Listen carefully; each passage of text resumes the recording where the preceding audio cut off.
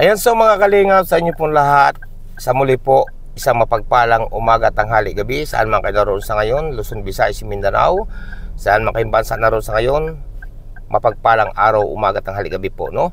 Welcome back my YouTube channel, yung lingkod Andy Kayaka Vlogs, ang isang matyagang vlogger, matyagang scouter, walang inisip, walang hinangad, ang makatulong lamang ng abot ng ating kaya sa ating mga kababayan na masigit na nangangailangan, no po.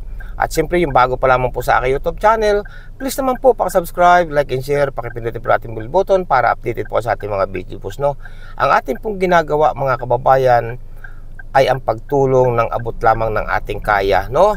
Mga kababayan, at yung bago pa lamang po, siyempre, pakipindutin po ating bell button para updated po sa ating mga videos, no? Huwag natin kalimutan, Kuya Bal Santos Matubang, Ate The Vlogs at Kalinga Prab, no? Ngayon po mga kababayan, kahit tayo ngayon ay nakatigil dito sa tabi ng kalsada o tabi ng highway, sako pa rin po ito ng bayan po ng Santa Elena, no? Pero hindi pa tayo nakarating ng bayan ng Santa Elena.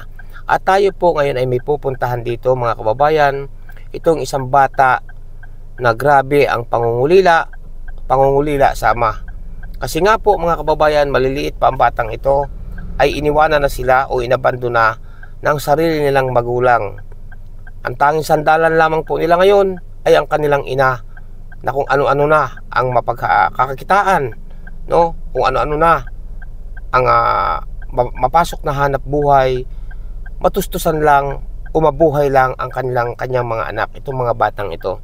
Kaya po mga kababayan, ating muling puntahan nitong mga nagdaan po, ito po ay aking napuntahan na rin, ay medyo naging busy tayo nitong mga nagdaang araw, sunod-sunod. Kaya hindi natin i-update itong batang ito mga kababayan na may pangarap sa buhay, no?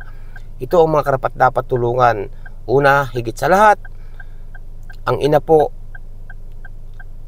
ay siya lamang tanging kumakayod, tulad ng sinabi ko nitong mga nagdaan na kung ano-ano na ang pinapasok, mabuhay lang ang kanyang mga anak, maitaguyod lang na huwag magkasakit, makapag-aral. Pero sa dala ng kakapusan, talagang nahihirapan po itong mga bata na magpatuloy-patuloy sa pagpasok mga kababayan. Kaya sa ngayon po, ating puntahan at bisitahin at alamin natin ang kwento muli ng buhay ng batang ito mga kababayan, no? Kung nakakapasok ba siya ngayon, kasi noong nakaraan po pinamili natin ito ng mga gamit sa pag-aaral at binigyan din natin sila ng ika nga ibigas na panduruduktong sa pang-araw-araw, no? Kaya samahan niyo po yung lingkod, Andy Kayaka Vlogs.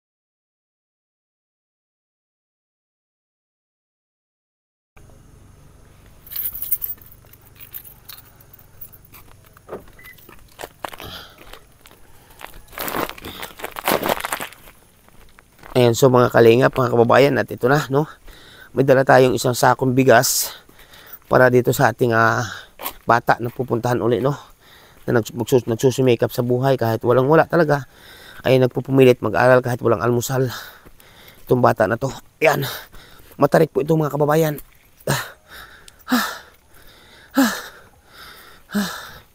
Ayan, so mga kalingap, at ganito, nandulas po itong ating nakita ito. Matarik po kasi ito.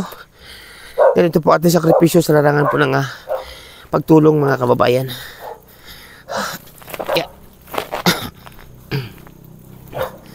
Yan, naku, anong nangyari sa iyo? Naku po, ano ka yan? Kuya. Ay, buta. Ayan po, putik. Yan. Yan po mga kalingap. Nadapa na po ng ating ano. Ayan. Ayan, so mga kababayan, nandito na tayo. Ayan, grabe. Ayan, so mga kalingap, mga kababayan, nandito na tayo ngayon sa bata. Alam ko po, kilala na ito ng iba, itong batang ito, no? Na ating muling binisita sa muling pagkakataon. At talagang inagaw natin ng oras para mabisita ito kasi itong mga nagdaan. Talagang sobrang ating busy, no? Kaya ito, muli natin binalkan itong bata. Pasensya na po kayo mga kababayan na talagang ito, naukod po ako kasi ang bubong po ng kubo ng batang ito ay grabe. Ayan mga kababayan. Magandang umaga ni. Uy!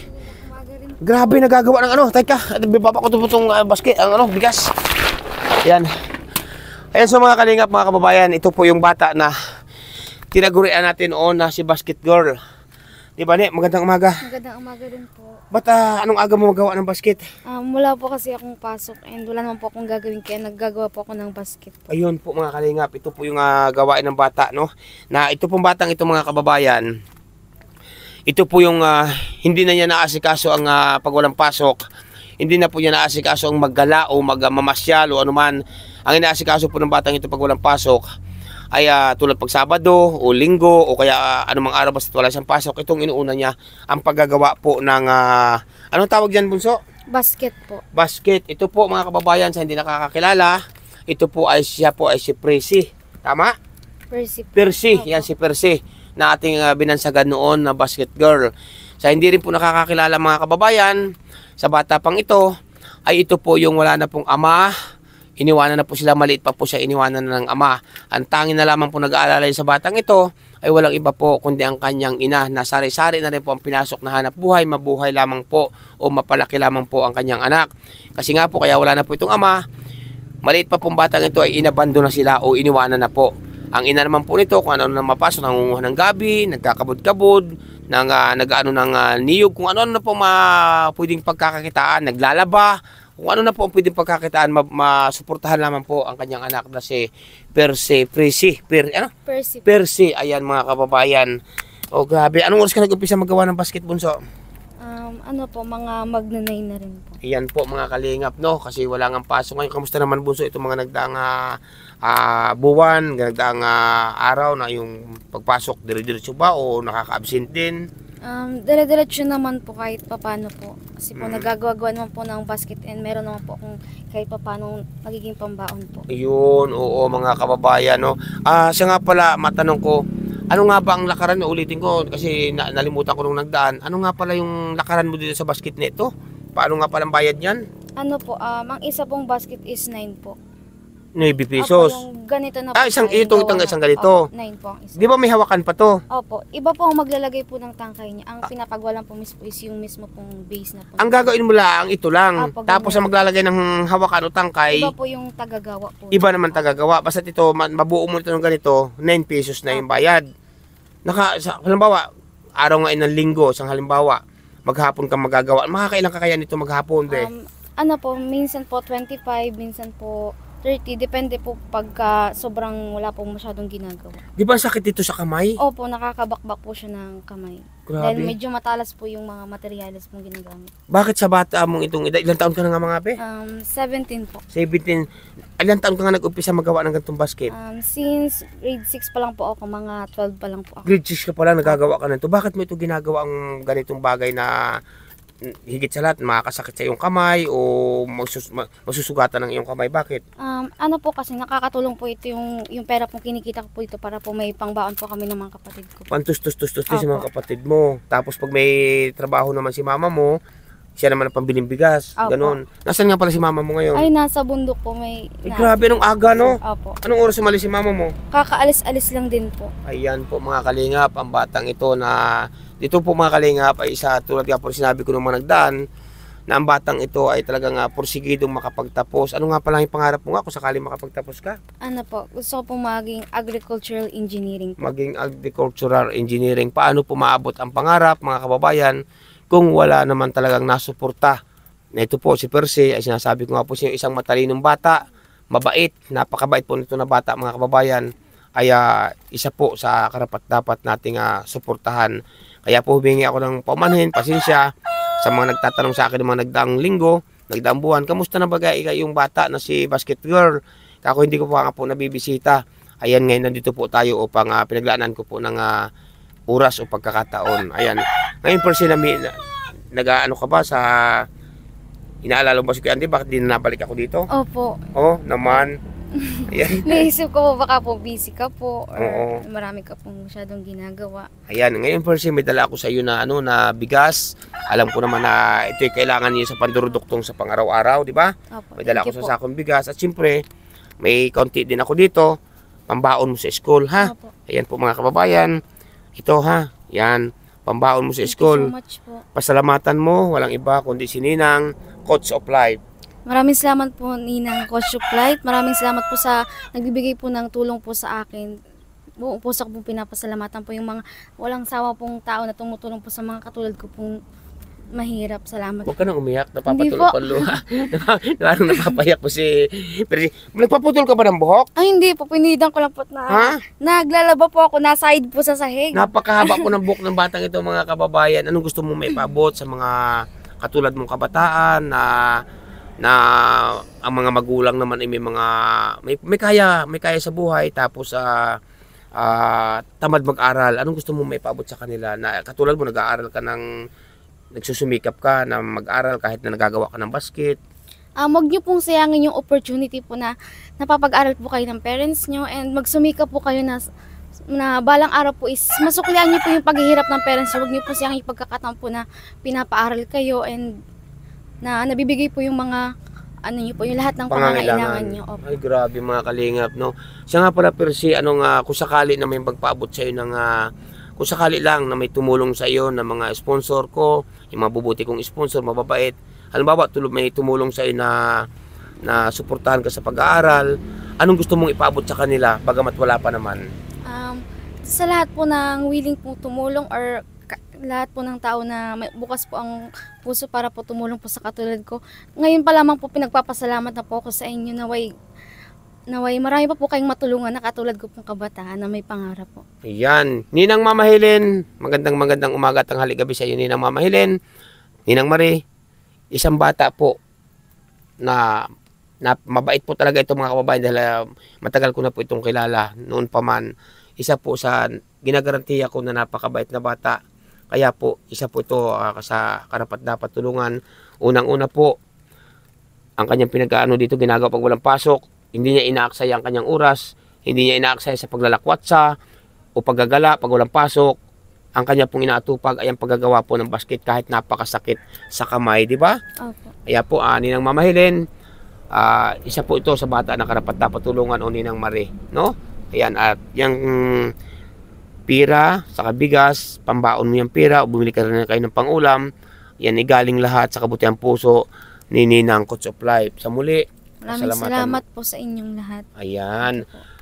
Siya nga po pala mga kababayan, ito, bibigyan kayo ng isang awitin ng ating si Percy. Magkatunog po kasi Percy. Ano nga gato ngayon? Nalimutan ko na. Percy po. Percy. Opo. Ayan, magkakatunog po kasi mga kababayan, ano? Kahit tumating, parang ihip ng hangin, ako'y nakahinga dahil sa'yo. Tadhana may di natin pwedeng alamin. Liliwanag ang daan tungo sa'yo. Dito ka lang sa puso ko. Kung ito'y pag-ibig na, takot ay di nadama. Dito ka lang palagi sa aking tabi. Lahat kayang harapin kung dito ka lang. I try to make you, oh, I'm looking at you. I can't take a big great. That's you make my heart beat. Try me out your blue sky. You my kryptonite. You can make me weak, can't bruise it and can't breathe. Then something's gotta give now. I'm dying, doesn't know your name, and I need your head on me now. 'Cause you got that one thing, so get up, then out of my hand. fall into my arms instead. I don't know what it is, but I need that one thing, and you got that one thing. Now I'm come and go on. You don't ever settle when I don't mind all day and all night. Then something's gotta give now. I'm dying just to know your name, and I need you hearing me now. 'Cause you got that one thing. Ayan, so mga kalingap, mga kababayan, at ito binigyan po kayo ng isang awitin ng batang ito. Percy, habang nagagawa ka nitong basket, nagkakanta ka. Opo. Ay, grabe mga kababayan. Para practice din po. Oo. Ngayon, Percy, may tanong ako sa iyo. Anong nararamdaman mo sa ngayon na ikaw ay 17 years old na, iniwanan kayo ng inyong ama? Ilang taon ka nga nung kayo inabando? Ano po, grade 6 po ako, 12 pa lang po. 12 na taon ka ba? Anong nararamdaman mo ngayon nung naisip mo na habang nalaki ka, nag-aaral ka, nagsusumikap ka makapag-aral kahit walang baon? Anong nararamdaman mo ngayon na wala sa inyong feeling sa inyong magkakapatid ang iyong ama? Medyo malungkot po kasi kahit papaano baga po. Nakakalungkot pong isipin na lumaki po kami nang wala po kaming papa. Nasanay na lang po kami na si mama po yung nag-aalaga po sa amin, nag-aaruga po, na tataguyod po sa amin para po makapag-aral po kami. Grabe mga kalingap, no? Kaya anong gusto mo kung sakali malay mo nakikinig ang iyong papa, anong gusto mo kung sakali may ipabot sa kanya? Sana po is kung may bago man po siyang family ngayon, hindi na po niya iparanas yung lungkot po na naranasan po namin bilang pong mga anak niya. Kung sakaling may pamilya si papa mo sa ngayon, kung sakaling may anak, wag iparanas sa kanila ang naranasan ninyo ngayon. Grabe mga kababayan, no? Ang pahiwatig ng batang ito, no? At sa iyong ina naman, ano naman ang gusto mong ipabot sa kay mama mo? Na siyang nag-aasikaso sa inyo sa ngayon, na kung ano-ano namang mapasukan na hanap buhay para kayo ay maitaguyod. Sobrang thankful ko po sa mama ko kasi po ginagawa niya po lahat para po mapag-aral po kami, and balang araw po masusuklihan ko po yung paghihirap po ni mama. Ay, grabe mga kalingap, no? Nakakapagbighan damdamin, no? Ngayon, naranasan mo ba na pumasok sa school na sa dala ng inyong kahirapan, dala ng kawalan? Naranasan mo ba pumasok sa school na walang almusal, walang baon? Opo, minsan po din na po ako nag-aalmusal. Lalo po pag marami pong activity, tapos pag marami po akong ginagawa, tapos pag malate na po ako. Hindi ka na nag-aalmusal? Hindi na po. Ay, may baon ka naman kanin, halimbawa? Opo, sa school na lang po ako kumakain. Sa mga naranasan mo nito mga nagdaang taon, ikinapasok sa school, naranasan mo ba pumasok na sa school na may baon ka nga kanin, walang ulam, ganun, naranasan mo ba yun? Halimbawa, may baon kang kanin, tapos wala naman pang ulam, naranasan mo ba yun? Hindi naman. Ano ang malimit mong pambaon sa kanin pag napasok noon? Pang ulam halimbawa? Yung pinaka-basic pong lutuin, prito pong itlog pagka, lalo po pag Monday, ganyan po. Itlog lang na itlog. Opo, prito pong itlog. Ayan po.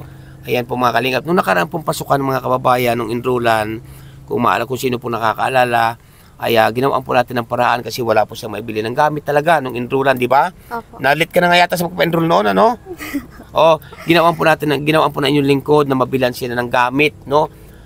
Siya na po ang ating pinano ng gamit, lahat siya na pinapili natin, tulad ng lahat ng pangangailangan sa school noon nung pasukan, nung unang pasukan, di ba? Dahil pasukan, at tanda ko po noon mga kababayan, Lunes na yata ang pasukan, Biyernes pa lamang, Biyernes pa lamang, wala pa siyang gamit, di ba? Pinamili po natin siya, sinama po natin sa pinakabayan, at siya na po namili lahat ng gamit. Ang grabe po naging saya ng batang ito mga kababayan. Ngayon, anong mga kailangan mo sa school ng mga gamit na sa iyong pagpasok? Sa ngayon pong second semester, ang need ko po is Yung pera ko po pang immersion po, kasi po ma-immersion po kami at graduated po ako ngayon ng grade 12. Graduating ka na ng Opo. grade 12. May immersion po kami.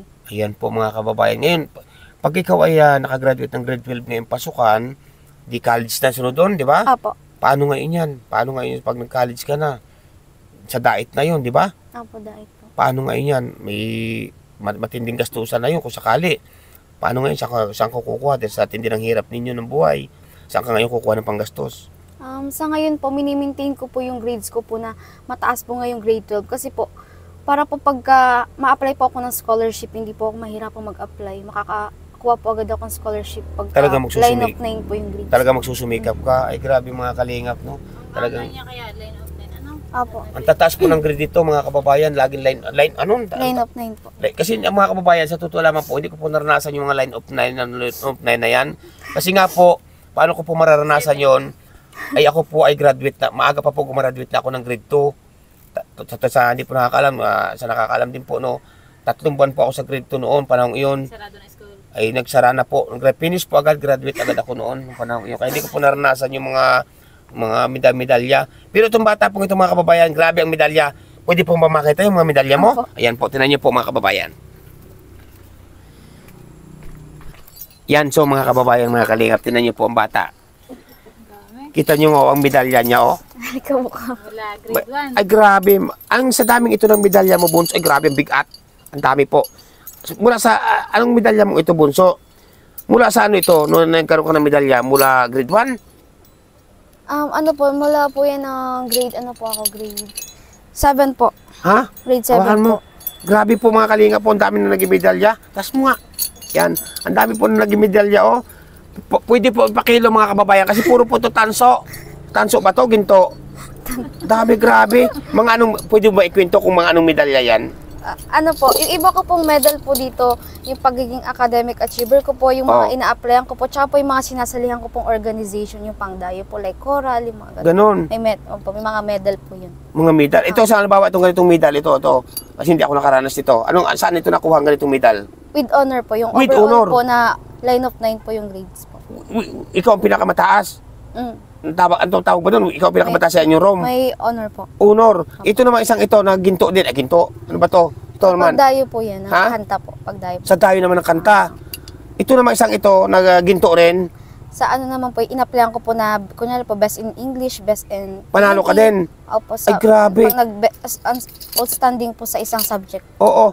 Tingnan niyo mga kalingap, mga kababayan. Pag isinabit ito ang daming ito sa liig ng batang ito, mga kababayan, ay grabing bigat. Ay, tingnan niyo naman po, oh. Oh, ito, isang ito, napansin ko. Sa ano naman to? Ano po yung ina-applyan ko po ng ano din po sa best in, ano po, English.